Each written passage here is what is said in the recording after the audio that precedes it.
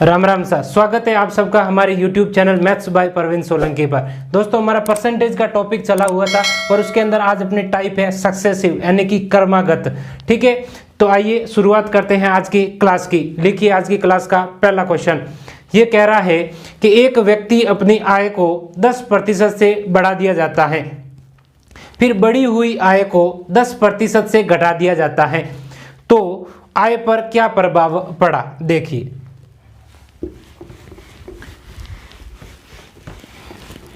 ये कह रहा है कि एक व्यक्ति अपनी आय को पहले 10% बढ़ाता है और फिर बढ़ी हुई आय को 10% से घटा दिया जाता है, तो आय पर क्या प्रभाव पड़ा। ठीक है, पहले अपनी आय को 10% से बढ़ा दिया जाता है, 10% होता है 1/10, और फिर बढ़ी हुई आय को 10% से घटा दिया जाता है, ये भी होता है 1/10। ठीक है, अब देखो कि टोटल 100 है। पहले बेसिक जान लेते हैं। जब भी परसेंटेज की बात करें तो आपको 100 मान के काम करना है। देखो, पहले 100 थे, उसको 10% आय बढ़ा दी, 100 की 10% आय बढ़ा दी तो कितनी हो गई 110 कंप्लीट। और फिर बढ़ी हुई आय को 10% से घटा दी, ये बढ़ी हुई आय उसको 10% से घटा दी, तो 110 का 10% होता है 11। तो 110 में से 11 घटा दिया तो कितना बच गया 99। तो 100 से कितनी हो गई 99, तो कितने की कमी हुई 1% की क्या हो गई कमी हो गई। तो आय पर क्या प्रभाव पड़ा 1% की कमी हो गई। 100 थी, पहले 10% बढ़ा दी तो कितनी हो गई 110, फिर बढ़ी हुई आय को 10% से घटा दी तो कितनी हो गई 99। तो 100 से 99 होना 1% की कमी हो गई। देखो, ये तो था एक तरीका। अब देखो दूसरा तरीका।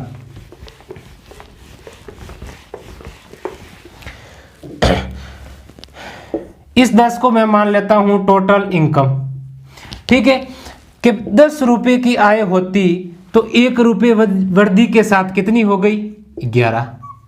ठीक है, और फिर ये कह रहा है कि 10% की कमी, 10 है तो 1 की कमी कितना हो गया 9। तो 10 को 10 से गुणा किया तो ये हो गया 100, और 11 को 9 से गुणा किया तो ये हो गया 99। तो 100 से 99 होना कितने की कमी हो गई 1 की। किस पे 100 पर, और प्रतिशत के लिए कर दो 100 से गुणा तो ये हो जाएगा 1% की कमी। आप इस फ्रैक्शन के थ्रू भी आ सकते हो, 100 मान के भी क्वेश्चन को कर सकते हो। तो ये था आपके क्वेश्चन। लिखिए नेक्स्ट क्वेश्चन। एक व्यक्ति अपनी आय में पहले 20% की वृद्धि की जाती है, फिर उसमें 20% की कमी कर दी जाती है, तो बताओ उसकी आय में कितने प्रतिशत की कमी या वृद्धि हुई। देखो, बिल्कुल छोटे छोटे क्वेश्चन हैं।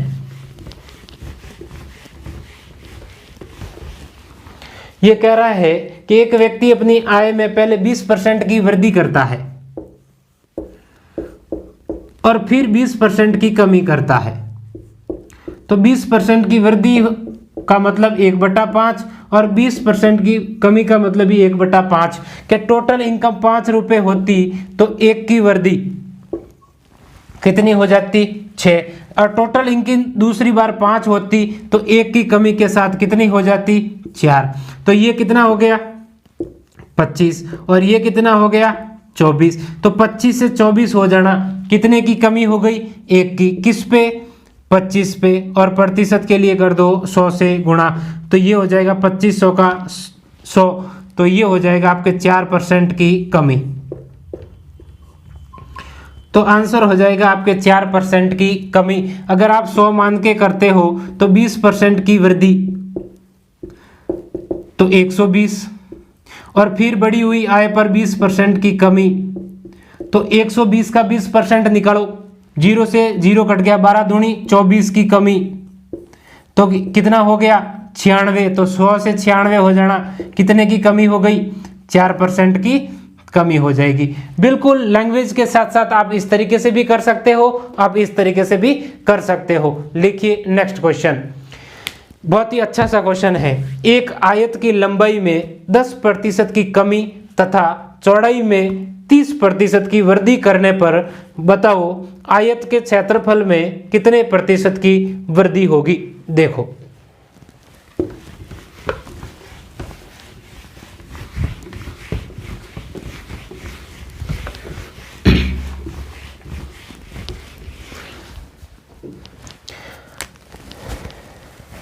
एक है आयत, आयत जानते हैं ना,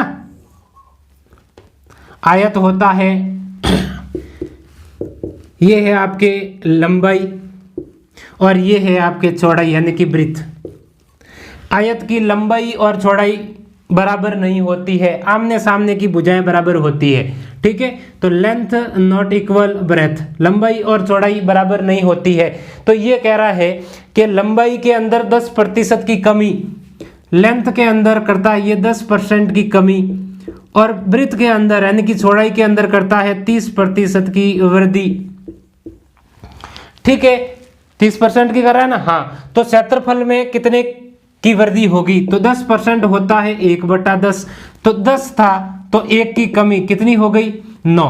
पहले लंबाई अगर 10 होती तो 1 की कमी के साथ अब कितनी हो गई 9, और 30% होता है 3/10 के पहले 10 थी तो चौड़ाई कितनी होगी बढ़ के अब 13 कंप्लीट। तो ये हो गया आपके 100 और 13 नम्मा 117 कंप्लीट। तो 100 से 117 हो जाना, कितने की वृद्धि हो गई 17% की वृद्धि हो गई। अब देखो 17 की वृद्धि होगी किस पे 100 पे, और प्रतिशत के लिए करोगे तो 100, तो 100 से 100 कट जाएगा। जरूरी नहीं है कि हर बात को लिखा जाए, सीधे सीधे आंसर आप लिख सकते हो। तो आगे आपके आंसर 17%, ठीक है। लिखिए नेक्स्ट क्वेश्चन, सिनेमा हॉल के टिकट के मूल्य में 20% की वृद्धि हो जाती है तथा दर्शकों की संख्या में 10% की कमी हो जाती है, तो बताइए सिनेमा हॉल की आय पर क्या प्रभाव पड़ा।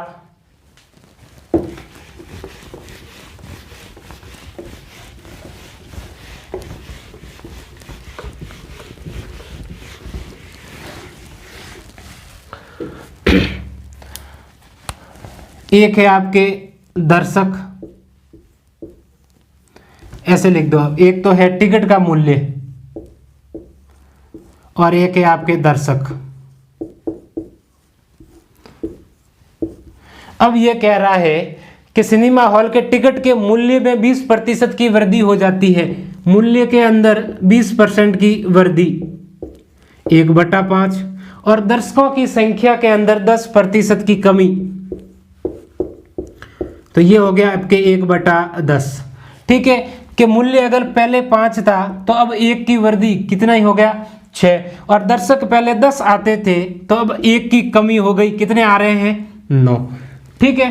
तो एक टिकट का मूल्य कितना है 5, और टोटल टिकटें कितनी बेची 10, तो कितना हो गया 50, और अब कितना हो गया मूल्य एक टिकट का 6 रुपए, और टिकट कितनी बेची 9, तो कितना हो गया 54, ठीक है। तो 50 से 54 हो जाना, कितने की वृद्धि हो गई 4 की वृद्धि हो गई, किस पे हो गई 50 पे, और प्रतिशत के लिए कर दो 100 से गुणा, तो 50 के पहाड़े से 2 बार और 4 दूनी 8% की क्या हो जाएगी वृद्धि हो जाएगी। बिल्कुल आसान से क्वेश्चन है। 50 से 54 हो जाना, 4 की वृद्धि किस पे 50 पे, और प्रतिशत के लिए 100, तो ऑल ओवर वृद्धि कितनी हो जाएगी 8% की आपके वृद्धि हो जाएगी, ठीक है। लिखिए नेक्स्ट क्वेश्चन, किसी वस्तु की कीमत में 8% की वृद्धि हो जाती है, अब बढ़ी हुई आय 8% से घट जाती है, परंतु वस्तु की वर्तमान कीमत 5 रुपए है, तो पहले वाला मूल्य ज्ञात करें। देखिए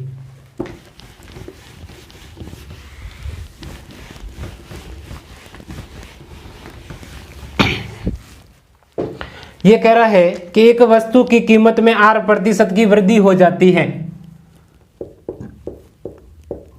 और 8% होता है R/100, और फिर ये कह रहा है कि बढ़ी हुई आय को 8% से घटा दिया जाता है, तो ये हो जाएगा आपके R/100, ठीक है। कि पहले अगर 100 थी तो अब कितनी हो गई 100 + R यानी कि वृद्धि हो गई, और ये कह रहा है कि पहले 100 थी तो अब R की कमी, तो 100 - R हो गया। यहां तक तो कोई प्रॉब्लम नहीं है, तो इसको कर दो गुणा, तो ये हो गया 10,000 और इसको गुणा कर दो तो ये हो जाएगा आपके 10,000 minus plus minus minus R square. ठीक है कि पहले अगर 10,000 थी तो अब कितनी है 10,000 माइनस आर स्क्वायर, लेकिन 10,000 माइनस आर स्क्वायर की वैल्यू दे रखी है आपको 5, कितने गुणा 5 बटा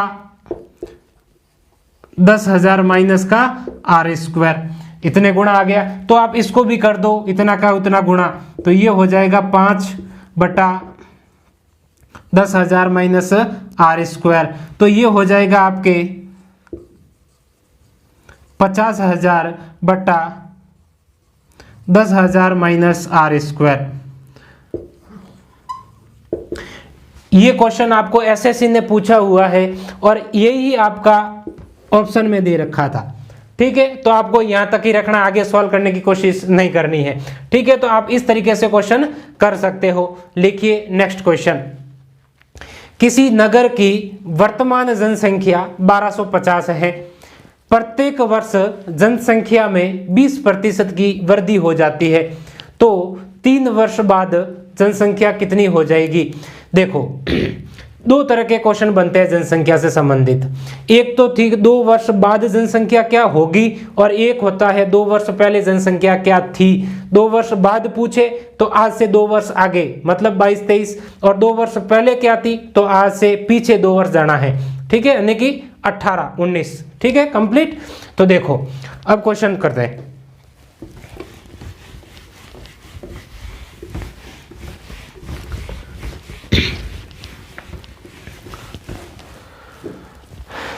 ये कह रहा है कि एक नगर की वर्तमान जनसंख्या 1250 है। प्रत्येक वर्ष जनसंख्या में 20% की वृद्धि हो जाती है। 20% की वृद्धि हो जाती है। 20% होता है 1/5, और 3 वर्ष बाद जनसंख्या कितनी हो जाएगी। ठीक है, 20% है 1/5, तो 5 है तो 1 की वृद्धि कितनी हो गई 6। और ये कह रहा है कि 3 वर्ष बाद, तो आप इसका क्यूब कर दो। 2 वर्ष कहे तो स्क्वायर कर दो, तो 5 का क्यूब होता है 125 और 6 का क्यूब होता है 216। फिर ये कह रहा है कि एक नगर की वर्तमान जनसंख्या दे रखी है आपको 1250, यानी कि 125 की वैल्यू दे रखी है आपको 1250, कितने गुणा 10 गुणा। तो ये कह रहा है कि 3 वर्ष बाद जनसंख्या कितनी हो जाएगी, तो आप इसको भी कर दो 10 गुणा, तो ये हो जाएगी आपके 2160। तो 3 वर्ष बाद जनसंख्या हो जाएगी आपके 2160। अब देखो वर्तमान जनसंख्या दे रखी है और आपको बाद की जनसंख्या पूछे तो आपको इससे मल्टीपल लेना है। ये आपकी वर्तमान जनसंख्या हो जाएगी और ये आपके बाद की जनसंख्या हो जाएगी। ठीक है, एक तो है ये बात। अगर आपको पिछली पूछे तो ये होगी आपके वर्तमान और ये हो जाएगी आपके पिछली। कंप्लीट बात। थोड़ा बहुत कंफ्यूजन आपको होगा, अगले क्वेश्चन में वो भी डाउट क्लियर हो जाएगा। लिखिए नेक्स्ट क्वेश्चन। एक नगर की वर्तमान जनसंख्या 6000 है। यदि अगले 2 वर्ष में जनसंख्या क्रमशः 10% व 8% से बढ़े तो 2 वर्ष बाद गांव की जनसंख्या क्या होगी। देखो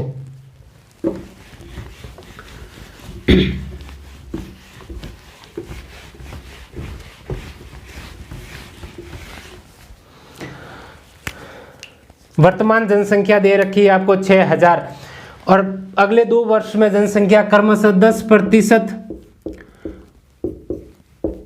और 8% से बढ़े। 10% होता है 1/10 और 8% होता है आपके 2/25। कंप्लीट बात। तो 10 थी तो 1 की वृद्धि हो गई, कितनी हो गई 11, और 25 है तो 2 की वृद्धि कितनी हो गई 27। तो 25 को 10 से गुणा किया तो कितना हो गया 250, और 11 को 27 से गुणा किया तो 11 7 77, पीछे बच गया 7, 11 दूना 22 और 7 29, 297।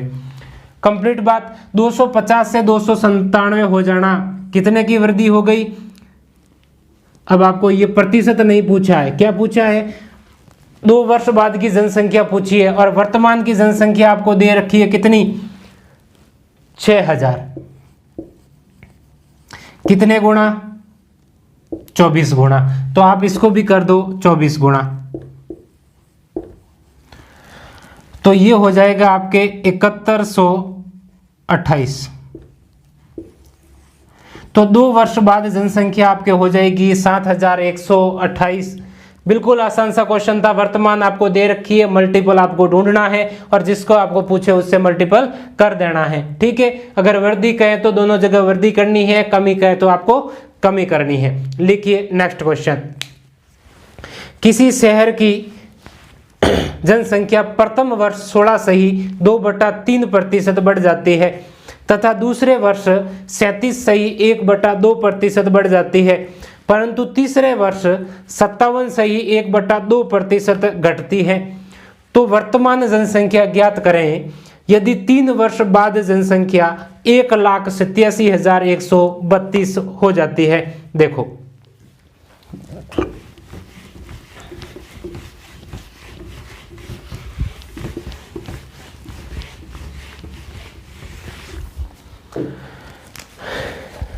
प्रथम वर्ष आपके 16 सही 2/3% की वृद्धि होती है, दूसरे वर्ष आपके 37 सही 1/2% की वृद्धि होती है और तीसरे वर्ष 57 सही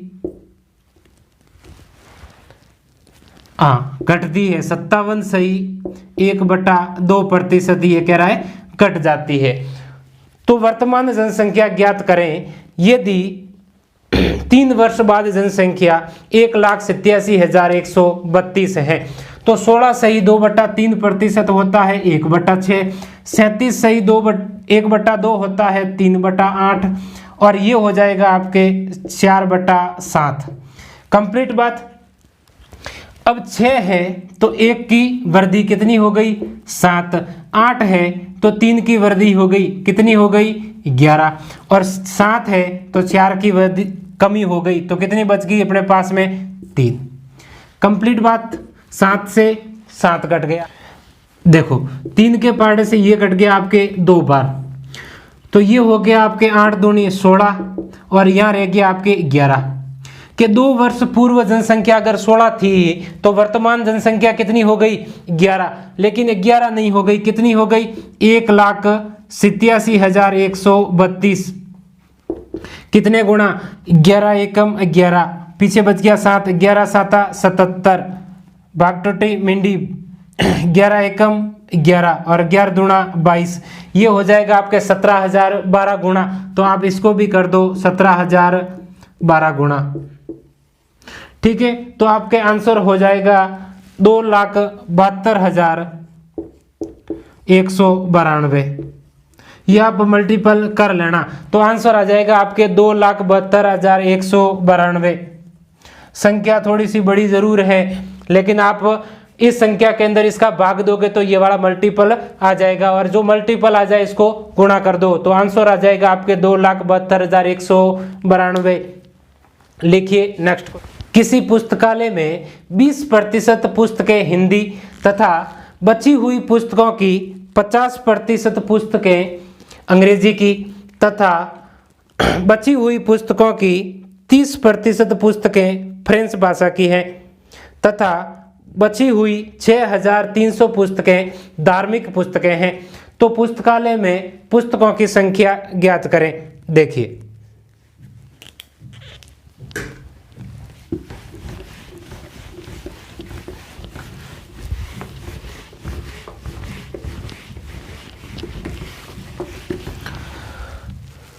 ये कह रहा है कि किसी पुस्तकालय में 20% पुस्तकें हिंदी की।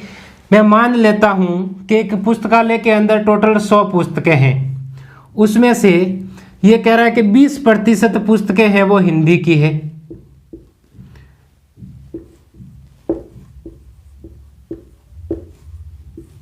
तो 100 की 20% होती है, 20 पुस्तकें हैं वो हिंदी की है, तो शेष पुस्तकें कितनी रह गई?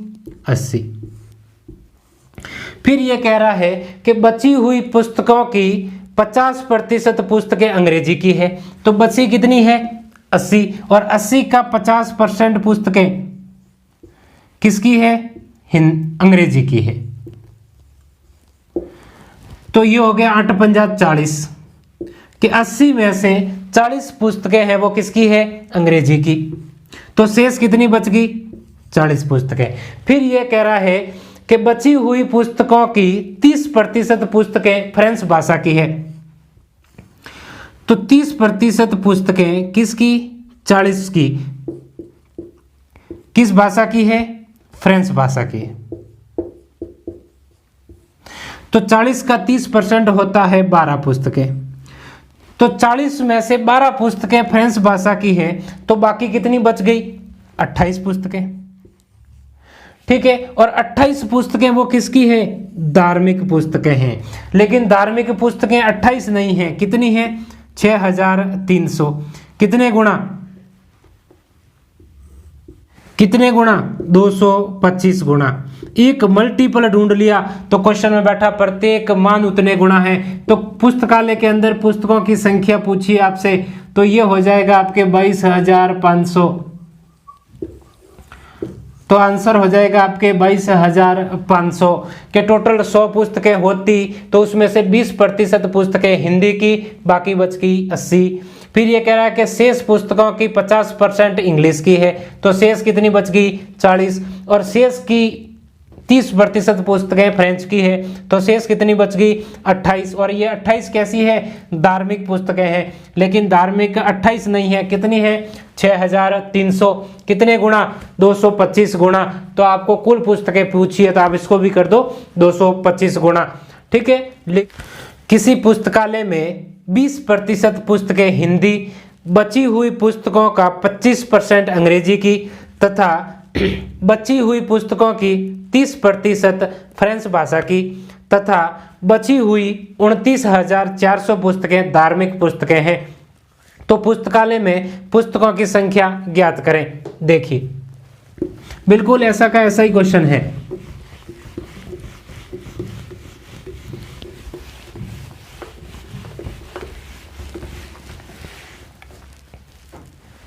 देखो, ये कह रहा है कि किसी पुस्तकालय में 20% पुस्तकें हैं वो हिंदी की है।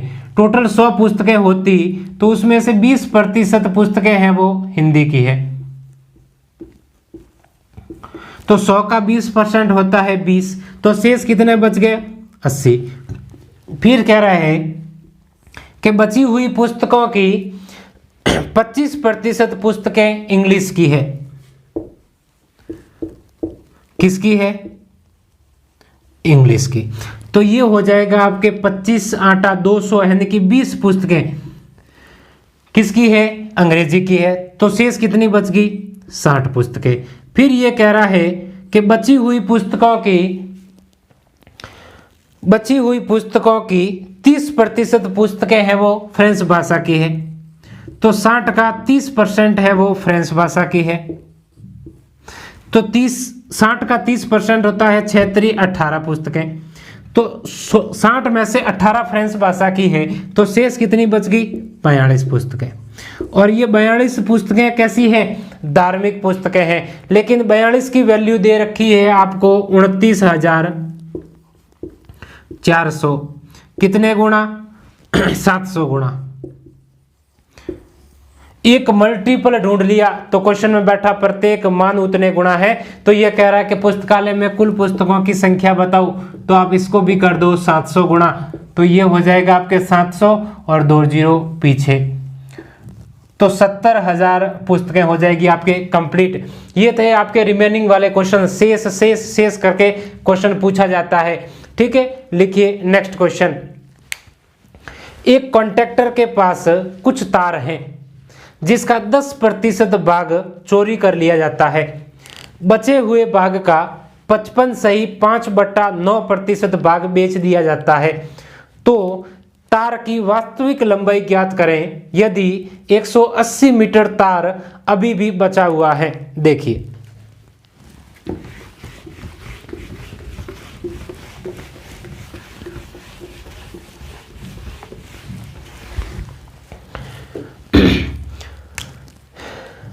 दस प्रतिशत भाग चोरी कर लिया जाता है